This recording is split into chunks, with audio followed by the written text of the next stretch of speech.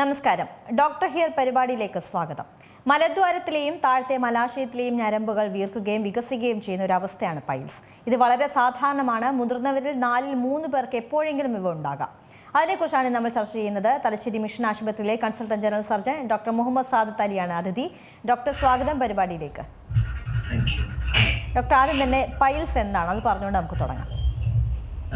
നമ്മുടെ പ്രോക്ടോളജിയുടെ ഏറ്റവും സ്പെഷ്യൽ ആയിട്ടുള്ള ഏറ്റവും ഇമ്പോർട്ടൻ്റ് ആയിട്ടുള്ള ഒരു എൻറ്റിറ്റിയാണ് പൈൽസ് എന്ന് പറയുന്നത്. അപ്പോൾ നമ്മുടെ പോപ്പുലേഷൻ്റെ 80% ഏതെങ്കിലും ഘട്ടത്തിൽ, ജീവിതത്തിലെ ഏതെങ്കിലും ഒരു ഘട്ടത്തിൽ ഈ ഒരു പൈൽസ് അനുഭവിച്ചിട്ടുള്ളവരാവാനാണ് സാധ്യതയുള്ളത്. അപ്പോൾ ഇതിലെങ്ങനെയെന്ന് വെച്ച് കഴിഞ്ഞാൽ നമ്മുടെ അനാൽ ക്വിഷ്യൻസ് എന്ന് പറയുന്നത് രക്തക്കുഴലുകളാണ്. ഈ നമ്മുടെ മലദ്വാരത്തിലുള്ള രക്തക്കുഴലുകൾ പുറത്തോട്ട് തള്ളി വരുന്നതിന് സ്ട്രെയിനിങ് കാരണം, അല്ലെങ്കിൽ മുക്കുമ്പോഴോ അല്ലെങ്കിൽ നമ്മൾ കൂടുതൽ പ്രഷർ കൊടുക്കുമ്പോഴോ ഇത് പുറത്തോട്ട് തള്ളി വരുന്നതിനാണ് നമ്മൾ ഹെമറോയിഡ്സ് അല്ലെങ്കിൽ പൈൽസ് എന്ന് പറയുന്നത്. ഹെമറോയിഡ്സ് എന്ന് പറയുമ്പോൾ തന്നെ ഹീം എന്ന് വെച്ച് കഴിഞ്ഞാൽ ബ്ലഡും, റൂസ് എന്ന് വെച്ച് കഴിഞ്ഞാൽ ഫ്ലവറും. ഒരു ബ്ലീഡിങ് ഫ്ലവർ എന്നാണ് ഗ്രീക്കിൽ ഇതിൻ്റെ അർത്ഥം തന്നെ വരുന്നത്. പൈൽസ് എന്ന് പറയുമ്പോൾ ബോൾ, അതായത് ഒരു പൈൽ മാസ് എന്ന് പറയുമ്പോൾ ഒരു ബോളായിട്ടുള്ള രീതിയിൽ നമ്മുടെ ഈ അനാൽ ക്വിഷ്യൻസ് പുറത്തോട്ട് തള്ളി വരുന്നതിനാണ് നമ്മൾ പൈൽസ് എന്ന് പറയുന്നത്. ഇത് വരാനുള്ളൊരു കാരണങ്ങൾ എന്തൊക്കെയാണ്? മെയിൻ ആയിട്ടുള്ള ഈ lack of exercise, junk foods, ഇതൊക്കെ തന്നെയാണ് നമ്മുടെ പൈൽസിന്റെ മെയിൻ ആയിട്ടുള്ള കാരണങ്ങൾ. ഇപ്പോൾ ഇതിൻ്റെ ഒരു ലക്ഷണങ്ങൾ നമ്മൾ പറയുമ്പോൾ ഏത് തരത്തിലുള്ള ഒരു ലക്ഷണങ്ങളൊക്കെ കാണുമ്പോഴാണ് നമ്മൾ ഈ രോഗമാണ് ഇത് സ്ഥിരീകരിക്കുന്നത്? മെയിനായിട്ട് ബ്ലീഡിംഗ് ആണ് ഇതിൽ ഏറ്റവും മോസ്റ്റ് കോമൺ ആയിട്ടുള്ള ഒരു സിംറ്റം എന്ന് പറയുന്നത് ബ്ലീഡിംഗ് ആണ്. അതായത് രക്തസ്രാവം ഉണ്ടാവുക എന്നുള്ളത്. പിന്നെ ഉണ്ടാകുന്നത് ഡിസ്കംഫർട്ട് എന്ന് പറയുമ്പോൾ അസ്വസ്ഥ ഉണ്ടാവും, ഡിസ്കംഫർട്ട് ഉണ്ടാവും. പിന്നെ സ്വെല്ലിങ്, ഇത് പുറത്തോട്ട് തള്ളി വരുന്ന ഒരു വീക്കം പോലെ ഒരു ഇതുണ്ടാവും. ഇച്ചിങ്, അവിടെ ചൊറിച്ചിലുണ്ടാവുക. പിന്നെ പെയിനാണ് ഏറ്റവും ഇമ്പോർട്ടൻ്റ് ആയിട്ടുള്ള വേറൊരു ഇമ്പോർട്ടൻ്റ് ആയിട്ടുള്ള ഒരു ഇതെന്ന് വെച്ച് കഴിഞ്ഞാൽ നമുക്ക് വേദന. ഈ ബാത്റൂമിൽ പോയി കഴിഞ്ഞ് കഴിഞ്ഞാൽ വേദന ഉണ്ടാവുക. ഈ കാരണങ്ങളൊക്കെ തന്നെയാണ്, ഈ സിംറ്റംസ് ഒക്കെ തന്നെയാണ് നമുക്ക് പൈൽസിൽ കാണാൻ പറ്റുന്നത്. ഇതിൻ്റെ ചികിത്സകളെ കുറിച്ച് പറഞ്ഞാൽ എന്താണ് ഏറ്റവും പ്രധാനമായിട്ടുള്ള ഒരു ചികിത്സ, അല്ലെങ്കിൽ ഇത് വന്നു കഴിഞ്ഞാൽ ആദ്യം തന്നെ തുടങ്ങുന്ന ഒരു ചികിത്സാ രീതി എങ്ങനെയാണ്? നമുക്കിത് ചികിത്സാ രീതി നോക്കുമ്പോൾ നമുക്ക് 3 ടൈപ്പിൽ നമുക്കിതിനെ ചികിത്സിക്കാം. First dietary changes, lifestyle modification തന്നെയാണ്. ഡയറ്ററി ചേഞ്ചസ് എന്ന് പറയുമ്പോൾ നമുക്ക് ഈ ജങ്ക് ഫുഡ്സ് ഒഴിവാക്കുക, നാരുള്ള ഭക്ഷണങ്ങൾ കൂട്ടുക, ഒരുപാട് വെള്ളം കുടിക്കുക, പ്ലെന്റി ഓഫ് ഫ്ലൂയിഡ്സ് എടുക്കുക, പിന്നെ എക്സർസൈസസ് കൊണ്ടുവരിക, പിന്നെ ഈ അവോയ്ഡ് സ്ട്രെയിനിങ്, ഈ വാഷ്റൂം പോകുമ്പോൾ സ്ട്രെയിനിങ് അവോയ്ഡ് ചെയ്യുക, പിന്നെ ലോങ് സിറ്റിംഗ് അവേഴ്സ് ഒഴിവാക്കുക. അതായത് ഇപ്പോൾ വാഷ്റൂമത്തിന് പോകുമ്പോൾ നമ്മൾ മൊബൈൽ കൊണ്ടുപോകുന്ന പരിപാടിയുണ്ട്, സ്ക്രോൾ ചെയ്യുന്ന പരിപാടി. അപ്പോൾ ആ കാര്യങ്ങളൊക്കെ ഒഴിവാക്കുക. പിന്നെ ഉള്ളത് മെഡിസിൻസ് ആണ്. മെഡിസിൻസിൽ നമ്മൾ കൊടുക്കുന്നത് എന്താണെന്ന് വെച്ച് കഴിഞ്ഞാൽ പർഗേറ്റീവ്സ്, സ്റ്റൂൾ സോഫ്റ്റ്നേഴ്സ്, അതായത് ഈ മലബന്ധം ഒഴിവാക്കാനായിട്ടുള്ള മറ്റേ സിറപ്പും കാര്യങ്ങളും കൊടുക്കുന്നത്. അതായത് നമുക്ക് ടൈറ്റിൽ ഈ മലബന്ധം ഉണ്ടാകുമ്പോഴാണ് സ്ട്രെയിനിങ് കൂടുന്നത്. അപ്പോൾ അത് ഒഴിവാക്കാനായിട്ടുള്ള ലാക്സേറ്റീവ്സ് നമ്മൾ കൊടുക്കുന്നു. പിന്നെ ലാസ്റ്റ് വരുന്നത് ഇതിലൊന്നും ശരിയായില്ലെങ്കിൽ മാത്രമാണ് നമ്മൾ സർജറിയെ പറ്റി ചിന്തിക്കുന്നത്. അതാണ് ഞാൻ അതിലേക്കായിരുന്നു വന്നത്. ഈ സർജറി എപ്പോഴാണ് ചെയ്യുന്നതെന്നുള്ളതായിരുന്നു എൻ്റെ ചോദ്യം. ഇത് രോഗം കൂടി നിൽക്കുമ്പോൾ മറ്റു മരുന്നുകളൊന്നും നടക്കാതെ വരുമ്പോഴായിരിക്കും അല്ലേ സർജറിയിലേക്ക് കടക്കുന്നത്? അത് തന്നെ. എല്ലാ പൈൽസും നമുക്ക് സർജറിയുടെ ആവശ്യമില്ല. ഒരു 60% ഓഫ് ദ പൈൽസ് നമുക്ക് ഈ കൺസർവേറ്റീവ് മാനേജ്മെന്റിലൂടെയും ലൈഫ് സ്റ്റൈൽ മോഡിഫിക്കേഷനിലൂടെയും നമുക്ക് ശരിയാക്കാൻ പറ്റും. വളരെ കുറഞ്ഞ ഒരു എമൗണ്ട് ഓഫ് പേഷ്യൻസിനെ മാത്രമേ നമ്മൾ സർജറിയിലായിട്ട് കൺസിഡർ ചെയ്യുള്ളൂ. അതായത് ഇപ്പോൾ അൺകൺട്രോൾഡ് ബ്ലീഡിങ്, അതായത് ഒരു രീതിയിൽ ട്രീറ്റ്മെന്റ് കൊടുത്തിട്ട് നമുക്ക് ബ്ലീഡിങ് സ്റ്റോപ്പ് ചെയ്യാൻ പറ്റുന്നില്ല എങ്കിൽ, അല്ലെങ്കിൽ ലാർജ് പൈൽ മാസ് ഒരുപാട് നല്ലോണം പ്രൊലാപ്സ് നല്ല രീതിയിൽ പുറത്തോട്ട് തള്ളി വരുന്നുണ്ടെങ്കിൽ, അല്ലെങ്കിൽ നമുക്ക് മെഡിസിൻ ഫെയിൽ ആകുമ്പോൾ ബാക്കിയുള്ള എല്ലാ മെഡിസിൻസും എല്ലാ ട്രീറ്റ്മെന്റും ഫെയിൽ ആയി കഴിഞ്ഞ് കഴിഞ്ഞാൽ വേറെ ഒരു രീതിയിലും നമുക്ക് ഇത് ഹാൻഡിൽ ചെയ്യാൻ പറ്റുന്നില്ല, പേഷ്യൻ്റ് ഒരുപാട് ഡിസ്കംഫർട്ടിലാണുള്ളത്, അല്ലെങ്കിൽ നല്ല പെയിൻ ഉണ്ട്, നല്ല ബ്ലീഡിങ് ഉണ്ട്, അങ്ങനത്തെ ഒരു കണ്ടീഷനിൽ മാത്രമാണ് നമ്മൾ സർജറി കൺസിഡർ ചെയ്യാറ്. ഇപ്പോൾ ഡോക്ടർ ഇതിൻ്റെ തുടക്കത്തിൽ ഈ ഭക്ഷണ കാര്യത്തിനെ കുറിച്ച് പറഞ്ഞിരുന്നു. അപ്പോൾ എന്തൊക്കെ കാര്യങ്ങളാണ് ഈ ഒരു രോഗം വരാതിരിക്കാനുള്ള ഭക്ഷണ കാര്യത്തിൽ എന്തൊക്കെ ശ്രദ്ധയാണ് നൽകേണ്ടത്? ഭക്ഷണം ആദ്യത്തെ ഏറ്റവും ഇമ്പോർട്ടൻ്റ് ആൻഡ് ആദ്യത്തെ കാര്യം എന്തെന്ന് വെച്ച് കഴിഞ്ഞാൽ നമ്മൾ നാരുള്ള ഭക്ഷണങ്ങൾ കൂട്ടുക എന്നുള്ളതാണ്. അതായത് ഫൈബർ ഫുഡ്സ് കൂട്ടുക എന്നുള്ളതാണ്. നമുക്ക് ഈ റെഡ് മീറ്റ് പോലെയുള്ള റിഫ്രൈൻ ഫ്രം റെഡ് മീറ്റ്, അതായത് റെഡ് മീറ്റ് ചിക്കൻ അല്ലെങ്കിൽ ബീഫ് ഇങ്ങനത്തെ കാര്യങ്ങൾ, ഈ റെഡ് മീറ്റ് കുറക്കുക, നാരുള്ള ഭക്ഷണങ്ങൾ കൂട്ടുക, ഒരുപാട് വെള്ളം കൂട്ടുക, അതുപോലെ സ്പൈസി ഫുഡ്സ് കുറക്കുക. സ്പൈസി ഫുഡ്സ് പെർസെ ഒരിക്കലും ഹെമറോയിഡ്സ് കോസ് ചെയ്യില്ല, ഉണ്ടാക്കില്ല. പക്ഷെ അതിന്റെ സിംറ്റംസ് വേഴ്സൺ ആവാൻ, അതായത് പെയിനും അല്ലെങ്കിൽ എരിച്ചിലും കാര്യങ്ങൾ ഉണ്ടാക്കാനുള്ള സാധ്യത ഉണ്ട്. അപ്പോൾ സ്പൈസി ഫുഡ്സ് കഴിയുന്നത് കുറക്കുക. പിന്നെ മെയിൻ ആയിട്ടുള്ള ഈ നാരുള്ള ഭക്ഷണവും പിന്നെ ജങ്ക് ഫുഡ്സ് ഒഴിവാക്കുക. ജങ്ക് ഫുഡ്സ് എന്ന് പറയുമ്പോൾ നമ്മൾ ഫ്രൈഡ് ഫുഡ്സ്, ബർഗേഴ്സ്, പിസ്സ, മൈദ കൊണ്ടുള്ള ഐറ്റംസ്, മുട്ടയുടെ യെല്ലോ, ഇങ്ങനത്തെ എല്ലാ ഐറ്റംസും നമ്മൾ ഒഴിവാക്കുമ്പോൾ തന്നെ നമുക്ക് പൈൽസിൽ ഒരു അത്യാവശ്യം നല്ലൊരു രീതിക്ക് നമുക്ക് ബോഡി ലൈഫ് സ്റ്റൈൽ ഇംപ്രൂവ്മെന്റ് ഉണ്ടാക്കാൻ പറ്റും. ഈ സ്പൈസി ഫുഡ് കൂടുതൽ കഴിക്കുന്നത് ഇത് കൂടാനുള്ള ഒരു സാധ്യതയല്ലേ ഉള്ളത്? സ്പൈസി ഫുഡ് കഴിക്കുമ്പോൾ നമുക്ക് അതിന്റെ ഡിസ്കംഫർട്ട് കൂടും. സ്പൈസി ഫുഡ് പെർസെ ഒരിക്കലും ഹെമറോയിഡ്സ് കോസ് ചെയ്യില്ല, ഹെമറോയിഡ്സ് ഉണ്ടാക്കില്ല. പക്ഷെ സ്പൈസി ഫുഡ്സ് കഴിക്കുമ്പോൾ എരിച്ചിലും അതിന്റെ വേദനയും അല്ലെങ്കിൽ മുക്കാനുള്ള കാരണങ്ങളും ഇങ്ങനത്തെ വേറെ കുറെ കൊളാട്രൽ ഡാമേജ് ഉണ്ടാക്കുന്നതുകൊണ്ടാണ് നമ്മൾ സ്പൈസി ഫുഡ്സ് അവോയ്ഡ് ചെയ്യാനായിട്ട് പറയുന്നത് പേഷ്യൻസിന് അഡ്വൈസ്. വേറെ സംശയമുള്ളത്, ഈ കോൺസ്റ്റിപ്പേഷൻ വരുമ്പോൾ ഈ പൈൽസ് അത് തമ്മിൽ എന്തെങ്കിലും ബന്ധമുണ്ടോ? അത് ഇതിൽ വരാനുള്ളൊരു സാധ്യതയായിട്ട് നമുക്ക് കാണാൻ പറ്റുമോ? യെസ്, കോൺസ്റ്റിപ്പേഷൻ എന്ന് പറയുന്നത് one of the most important etiological ഫാക്ടറാണ്. കോൺസ്റ്റിപ്പേഷൻ ഇതിപ്പോൾ എങ്ങനെയാണെന്ന് വെച്ച് കഴിഞ്ഞാൽ നമ്മുടെ മലദ്വാരത്തിൽ രക്തക്കുഴലുകളുണ്ട്. ഈ രക്തക്കുഴലുകൾ ഒരു 3-4 പൊസിഷനിൽ 3, 7, 11 അങ്ങനത്തെ 3-4 പൊസിഷനുകളിലാണ് അതുള്ളത്. അപ്പോൾ എന്താ സംഭവിക്കുന്നതെന്ന് വെച്ച് കഴിഞ്ഞാൽ ഈ രക്തക്കുഴലുകൾക്ക് വാൽവ് ഉണ്ടാവില്ല. ഇതൊരു ഫാറ്റി ലെയറിൽ, അതായത് കൊഴുപ്പിന്റെ ഒരു ലെയറിൽ ഇങ്ങനെ ചുമ്മാ കിടക്കുന്നത് മാത്രമാണ്. അപ്പോൾ എന്താ സംഭവിക്കുന്നതെന്ന് വെച്ച് കഴിഞ്ഞാൽ കോൺസ്റ്റിപ്പേഷൻ അല്ലെങ്കിൽ മലബന്ധം ഉണ്ടാകുമ്പോൾ നമ്മൾ കൂടുതലായിട്ട് സ്ട്രെയിൻ ചെയ്യുന്നു. ഈ സ്റ്റൂള് പുറത്തു കൊണ്ടുവരാൻ വേണ്ടി കൂടുതലായിട്ട് സ്ട്രെയിൻ ചെയ്യുമ്പോൾ ഈ വാൽവ് ഇല്ലാത്ത നമ്മുടെ ഈ രക്തക്കുഴലുകൾ പുറത്തോട്ട് തള്ളി വരുന്നതാണ്. ഇതാണ് ഇതിന്റെ മെയിൻ കാരണം തന്നെ. ഇതിന്റെ തിയറി തന്നെ, ഹെമറോയിഡ്സിന്റെ തിയറി തന്നെ ഈ ഒരു ഇതാണ്, ബേസിസ് ആണ്. അപ്പോൾ കോൺസ്റ്റിപ്പേഷൻ ഒഴിവാക്കുന്ന തരത്തിലുള്ള ഫുഡ് കഴിക്കുക, കോൺസ്റ്റിപ്പേഷനെ ഒഴിവാക്കുക എന്നുള്ളതാണ് ഹെമറോയിഡ്സിന്റെ ഫസ്റ്റ് ലൈൻ ഓഫ് ട്രീറ്റ്മെന്റ് തന്നെ നമ്മൾ കൺസിഡർ ചെയ്യുന്നത്. ഇപ്പോൾ ഒരുപാട് പേരൊരു സംശയമാണ് ഈ പൈൽസ് ക്യാൻസറിനുള്ളൊരു സാധ്യതയാണോ എന്നുള്ളത്. അപ്പോൾ അതിലെന്തെങ്കിലും സത്യമുണ്ടോ? പൈൽസ് ക്യാൻസറായി മാറാനുള്ളൊരു ചാൻസ് ഉണ്ടോ? ഇല്ല, പൈൽസ് ഒരിക്കലും ക്യാൻസർ ആയിട്ട് മാറില്ല. പക്ഷെ പൈൽസും ക്യാൻസറും നമുക്ക് കൺഫ്യൂഷൻ വരുത്താനുള്ള ചാൻസസ് ഉണ്ട്. അതായത് എങ്ങനെയാന്ന് വെച്ച് കഴിഞ്ഞാൽ ഒരുപാട് ക്യാൻസർ കേസസിൽ ബ്ലീഡിങ് കാണാൻ പറ്റും. നമുക്ക് പൈൽസിന്റെ കേസസിലും ബ്ലീഡിങ് കാണാൻ പറ്റും. അപ്പൊ നമ്മൾ ബ്ലീഡിങ് ഉള്ള എല്ലാ കേസും നമുക്ക് ക്യാൻസർ എന്ന് പറയാൻ പറ്റില്ല. പക്ഷെ ക്യാൻസർ ഉണ്ടാകുമ്പോൾ bleeding one of the most common symptom ഒരു ഇതാണ്. അപ്പൊ നമ്മൾ എന്താ ചെയ്യാന്ന് വെച്ച് കഴിഞ്ഞാൽ പൈൽസുള്ള വാർദ്ധക്യത്തിലോട്ട് അടുത്ത പേഷ്യൻസ് അല്ലെങ്കിൽ ഏജ് ഉള്ള പേഷ്യൻസിന് നമ്മൾ പൈൽസ് അല്ലെങ്കിൽ ബ്ലീഡിംഗ് പെർ റെക്ടം ഉണ്ട് നമ്മുടെ അടുത്ത് വന്നു കഴിഞ്ഞാൽ നമ്മൾ അതിനൊരു കൊളോണോസ്കോപ്പിയോ സിഗ്മോയിഡോസ്കോപ്പിയോ ക്യാമറ ഇട്ട് താഴെ വഴി നോക്കി നമ്മളൊന്ന് തീരുമാനിക്കും ഇത് ക്യാൻസർ ആണോ പൈൽസ് ആണോ. പൈൽസ് ആണെങ്കിൽ നമ്മൾ പൈൽസിന്റെ ട്രീറ്റ്മെന്റ് എടുക്കും. ഇൻ കേസ് ക്യാൻസർ ആണെങ്കിൽ അതിൻ്റെതായിട്ടുള്ള ട്രീറ്റ്മെന്റിലേക്ക് നമ്മൾ മാറും. അപ്പോൾ ഒരിക്കലും പൈൽസ് ക്യാൻസർ ആയിട്ട് മാറില്ല.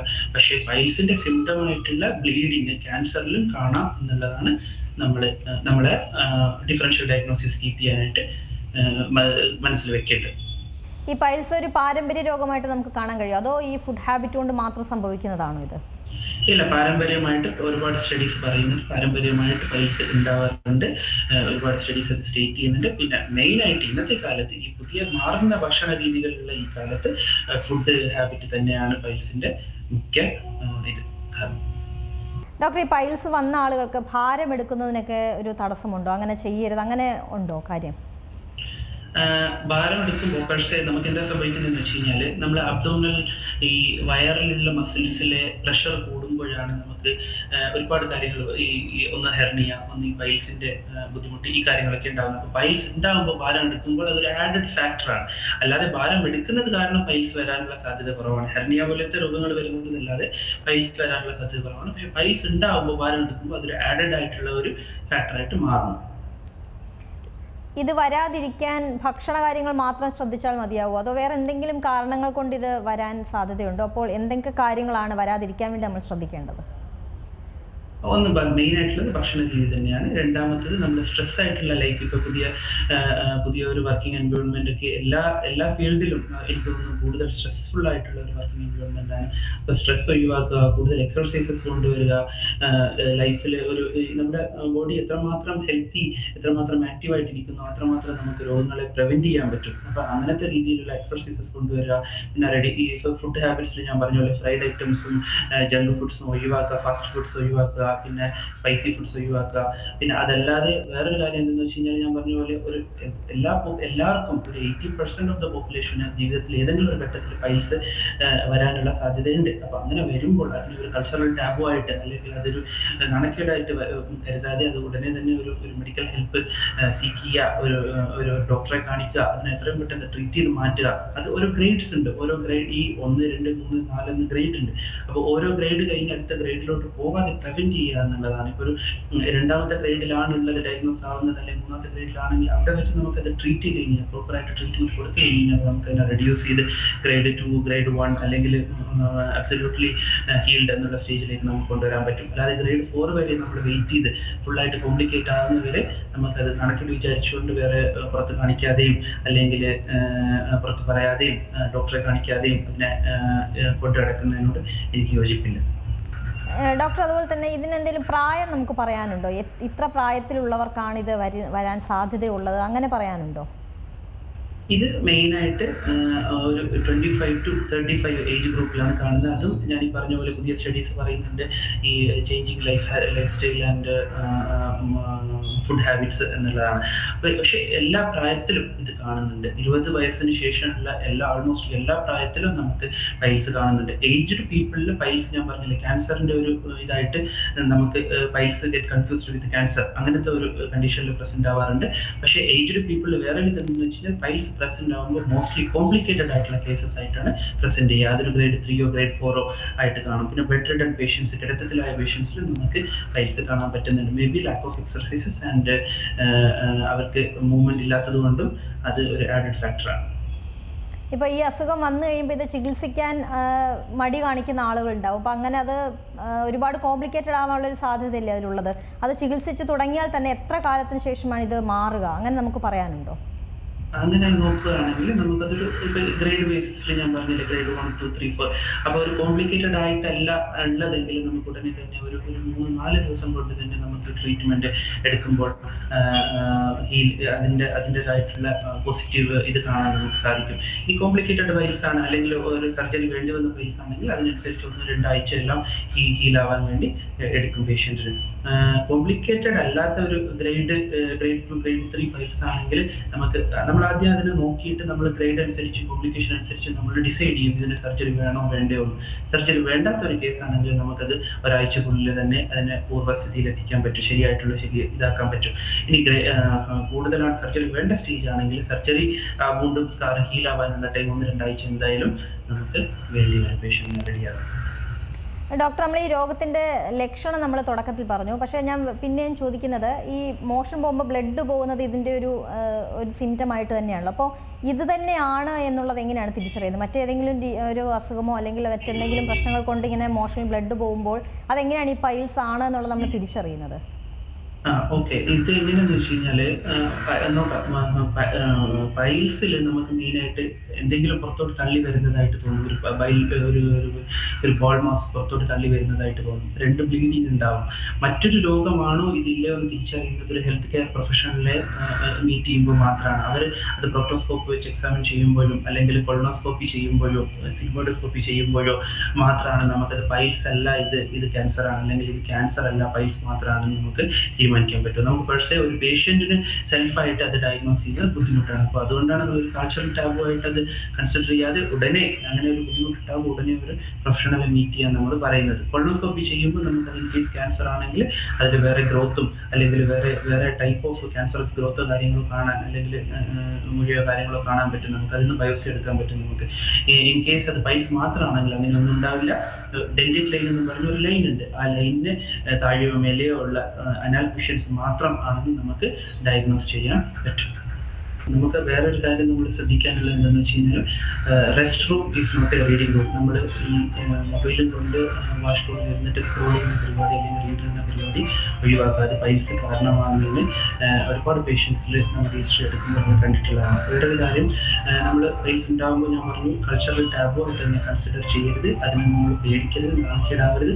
ഗൂഗിളിൽ സെർച്ച് ചെയ്തിട്ട് വരുന്ന ഒരുപാട് പേഷ്യൻസ് ഉണ്ട്. ഗൂഗിളിൽ സെർച്ച് ചെയ്താൽ നല്ലതാണ്, ഒരുപാട് കാര്യങ്ങൾ നമുക്ക് അറിയാൻ പറ്റും. പക്ഷേ വേറൊരു കാര്യം ശ്രദ്ധിക്കാനുള്ളത് ഗൂഗിൾ കനോട്ട് എക്സാമിൻ ചെയ്യും. നിങ്ങൾ അവരെ പരിശോധിക്കാൻ ഗൂഗിളിനെ പറ്റില്ല, അപ്പോൾ അതൊരു ഡോക്ടറിന് മാത്രമേ പറ്റുള്ളൂ. അപ്പോൾ ഒരു മെഡിക്കൽ അറ്റൻഷൻ സീക്ക് ചെയ്യുക എന്നുള്ളതാണ് ഏറ്റവും ഇമ്പോർട്ടൻറ്റ്. വേറൊരു ടേക്ക് ഹോം മെസ്സേജ് എന്തെന്ന് വെച്ച് കഴിഞ്ഞാൽ നമുക്ക് ഇത് കംപ്ലീറ്റ്ലി അവോയ്ഡബിൾ ആയിട്ടുള്ള ഒരു എൻറ്റിറ്റിയാണ്. അത് അങ്ങനെ ഒരു സംശയം തോന്നുന്നുണ്ടെങ്കിൽ ഉടനെ മെഡിക്കൽ അറ്റൻഷൻ സീക്ക് ചെയ്യുക. ശരി ഡോക്ടർ, എന്തായാലും ഈ പൈൽസ് എന്നുള്ള അസുഖത്തെക്കുറിച്ചും അതിൻ്റെ ചികിത്സാ രീതികൾ, അത് വന്നു കഴിഞ്ഞാൽ എങ്ങനെയാണ് അതിൻ്റെ ട്രീറ്റ്മെൻറ്റ്, അതെങ്ങനെയാണ് വരുന്നത്, ഈ പറഞ്ഞതുപോലെ ഈ ഫുഡ് ഹാബിറ്റ് തന്നെയാണ് ഇതൊക്കെ വരാനുള്ളൊരു കാരണമായി തന്നെ ഡോക്ടർ പറയുന്നത്. അതിൻ്റെ കൂടുതൽ വിവരങ്ങളാണ് നമുക്ക് ഡോക്ടർ പറഞ്ഞത്. ഡോക്ടർ വളരെ നന്ദി പരിപാടിയിൽ പങ്കെടുത്തതിന്. Thank you. തലശ്ശേരി മിഷൻ ആശുപത്രിയിലെ consultant general surgeon doctor Muhammad Saad അലിയാണ് നമ്മുടെ സംശയങ്ങൾക്കെല്ലാം മറുപടി തന്നത്. ഡോക്ടർ ഹിയർ പരിപാടി അവസാനിക്കുന്നു. നമസ്കാരം. ഏറ്റവും പുതിയ വാർത്തകളും വിശേഷങ്ങളും വിരൽ തുമ്പിലറിയാൻ സീ മലയാളം ന്യൂസ് എല്ലാ ഡിജിറ്റൽ പ്ലാറ്റ്ഫോമുകളിലും ലഭ്യം.